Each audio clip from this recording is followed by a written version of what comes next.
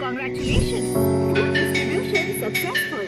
आपके पास है लॉटरी जीतने का एक मौका। आज आपने 10,000 लोगों को चौंकाया है। आपको मिलते हैं 1,00,000 शॉप कॉइन्स। मेरे पास 1,00,000 शॉप कॉइन्स है। अगर मैं 200 किलो एक बार में खरीद लूं तो नहीं शादी, इससे लोगों को शक हो सकता है। मैं सब 50 किलो खरीद लेता हूँ। क्या मैं लॉटरी का पहिया घुमा दूं?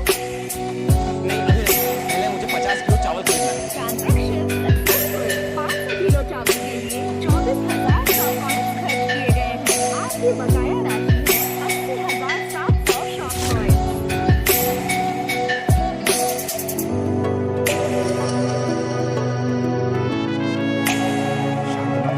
सच में बहुत कमाल। मैंने सुना था कि केशव तुम्हारा खरीदा हुआ अनाज धोखे से छीनना चाहता है। उसे पता कैसे चला कि तुम्हारा खरीदा हुआ अनाज कौन सा है और कहाँ है? और आपको सुना है कि वो बाकी बचा हुआ अनाज भी खरीद करके अपने पास जमा कर रहा है।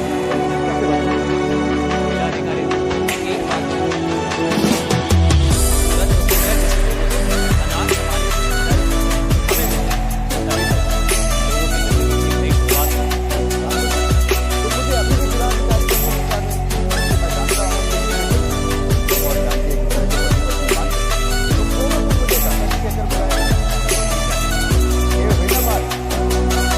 जानती आज तो तुम्हारी दुनिया। अब हम सब यही करते हैं। एक सारी सारी उसके बाद हमारे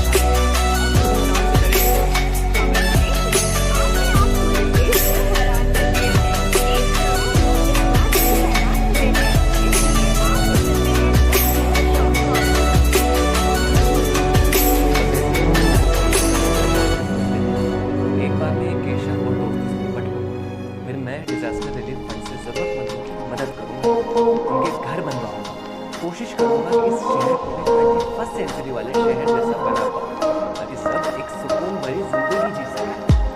Congratulations! Food distribution system में आप कामयाब हुए। आपको मिलता है लॉटरी खेलने का एक मौका। क्या आप खेलना चाहेंगे? Congratulations! आपको मिलता है एक grand prize। पिछली बार ग्रैंड प्राइज में मुझे पावर बूस्ट मिला, ये भी कुछ वैसे ही होने वाला है। Congratulations! आपको मिलती है एक पुलिस गाड़ी। आज आप केशव और उसके दोस्त मिलकर जिला अधिकारी ऑफिस में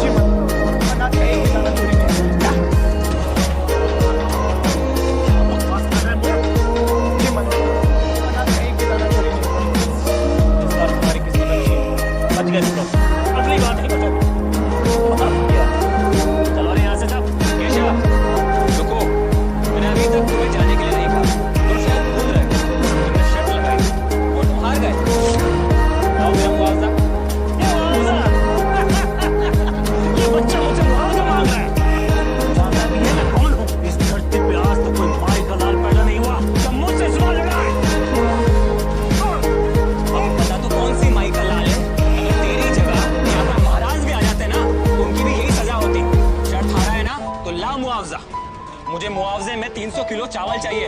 बता कब देगा तू? अरे तेरे 2 टके के चावल के ठेले के लिए तू मुझे करोड़ की मांग कर रहा है। बता कब देगा चावल? चावल मेरी लौड़ी है। केशव और उसके दोस्त जिला अधिकारी दफ्तर में आग लगाने की साजिश रच रहे हैं। पर तुम्हें कैसे पता ये? अब इसका क्या जवाब दूं कि मेरे पास एक जादुई सिस्टम है जिसमें मैंने आज एक भविष्यवाणी की लॉटरी जीती है। मुझे मेरे एक खबरी ने बताया। सरासर बगावत हो, देशद्रोह हुआ। शांतनु, तुम इसे कैसे रोकोगे? केशव और उसके दोस्तों के पास अब और कोई चारा नहीं रह गया है। वो अच्छी तरह जानता है कि कल शर्त हारने के बाद ना उसके पास दौलत रहेगी और ना शोहरत। इसीलिए दफ्तर में आग लगाना ही उसके पास एक आखिरी रास्ता है। इन तीनों ने मिलकर सालों से इस शहर को अपना गुलाम बना के रखा हुआ है और अब ये तीनों मिलकर चाहते हैं कि ये पूरा का पूरा शहर तबाह बर्बाद हो जाए। शांतनु, तुम इसे कैसे रोक सकोगे? केशव अनाज में आग लगाकर लोगों से उनकी आखिरी जीने की उम्मीद भी छीनना चाहता है, लेकिन मेरे पास एक रास्ता है। हम सारे गांव खेड़े में खबर भिजवा देंगे कि केशव और उसके दोस्त आज रात को अनाज में आग लगाने वाले हैं। तो सारे लोग उसको पकड़ने के लिए तैयार रहे और रात के सही वक्त आने पर हम केशव और उसके साथियों को चारों तरफ से घेर कर पकड़ लेंगे।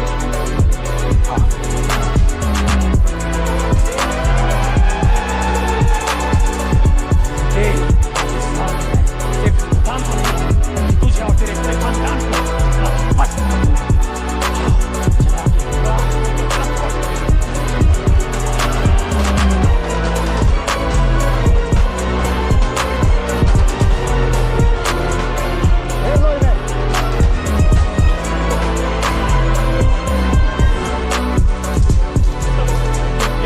क्या हुआ? तुम तो अनाज में आग लगाने आए थे। इधर क्यों गए? आओ आग। बदमाशों के साथ कुछ बनाना, सरकारी अधिकारियों को मतलब आग लगाना, लोगों की जज्बातों के साथ खेलना।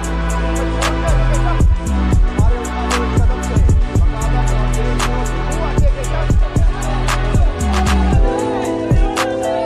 ले जाओ इसे। कल 12 बजे दोपहर को सबके सामने इसको सजा दी जाएगी। रुक जाओ। मुझे हाथ नहीं लगा सकते। पूरा मत। मेरे सर पे सुबेदार साहब का हाथ है। अगर मुझे कुछ हुआ तो तुम्हारी लाशें मिल जाएंगी। लाशें। मेरे साथ कौन थे या कौन नहीं मुझे उससे फर्क नहीं पड़ता। ले जा भाई उसे। तुम लोग मुझे हाथ नहीं लगा सकते। मुझे हाथ नहीं लगा सकते तुम लोग। भले ही हमने केशव को पकड़ लिया, लेकिन याद रखो कि सूरज और गिरधर अभी भी खुले में घूम रहे हैं। अगर तुमने भूल के भी सूबेदार साहब को ये बात बता दी तो आप बिगड़ सकती है। आप फिक्र क्यों करते हैं चाचा जी? अकाल के दिन है, अनाज की जरूरत तो सूबेदार साहब को भी होगी। अगर मैं उन्हें यकीन दिला दूं कि देश के हर नागरिक का और खासकर सूबेदार साहब के खाने का इंतजाम मैं करूंगा, तो इस जन्म में तो क्या अगले 7 जन्मों में भी वो मेरे खिलाफ जाने की हिम्मत नहीं करेंगे। यकीन कीजिए सूबेदार साहब, ये घाटे का सौदा नहीं है। मैं अपने वादे का पक्का हूँ और मैं आपसे वादा करता हूँ कि आपके जिले के लिए अनाज का सारा इंतजाम मैं करूंगा। लेकिन ये अनाज लोगों को मुफ्त में नहीं मिलेगा, लोगों को मेहनत करके कमाना होगा। इसे हम बुलाएंगे श्रम से राहत। श्रम से राहत, ये बात तो मैं भी सोच रही थी। श्रम से राहत? बढ़िया, बहुत बढ़िया। मानना पड़ेगा शांतनु, आग में फूट का हुनर भरा हुआ है। एक बार इस आकाश से बाहर आ जाए, हम अपने ऊपर के अधिकारी से बात करके आग की तरक्की और इनाम की बात जरूर करेंगे। शांतनु, जानकी को मुझसे शादी करनी है ना, तो उसे अपने घुटनों पे बैठकर मुझसे भीख मांगनी होगी, तभी जाके मैं उससे शादी करूंगा। तुम्हें क्या लगता है मैं ऐसे शादी कर लूंगा? ऐसा क्या? शांतनु, शांतनु कहाँ हो तुम?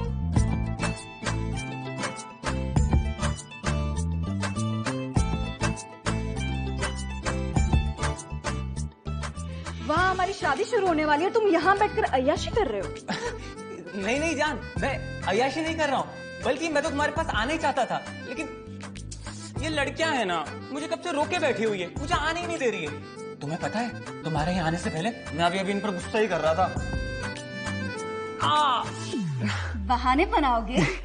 हाँ, बेवकूफ समझा है मुझे? नहीं ना, सब सुन लिया है मैंने। क्या कह रहे थे तुम कि मैं तुम्हारे सामने घुटने पर बैठ के शादी के लिए गिड़गिड़ाऊंगी, भीख मांगूंगी? नहीं है ना? तुम क्यों भीख मांगोगी? तो मैं मांगूंगा, तुम तो मेरी जान हो। चलो उठो, मंडप में चलो। चलो। लड़कियों, मुझे रोकने की कोशिश मत करना, क्योंकि मैं रुकूंगा भी नहीं, क्योंकि मैं सिर्फ जानकी का हूँ।